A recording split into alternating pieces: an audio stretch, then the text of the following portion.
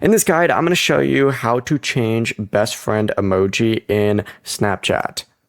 Before we get into this guide, make sure to like the video and subscribe to the channel with all notifications on. It really does help with the channel and it lets us know that you want more content like this. We'd greatly appreciate it. And if at any point throughout this guide you did have any questions, just ask them down in the comment section below and we could help you out further. I'm going to be doing my best to reply to every single comment down there. Begin by opening up Snapchat and you need to tap your Bitmoji or profile icon in the top left of the screen, then hit that settings gear up in the top right corner. Scroll down on here, you're going to see additional services, and in here you're going to see friend emojis.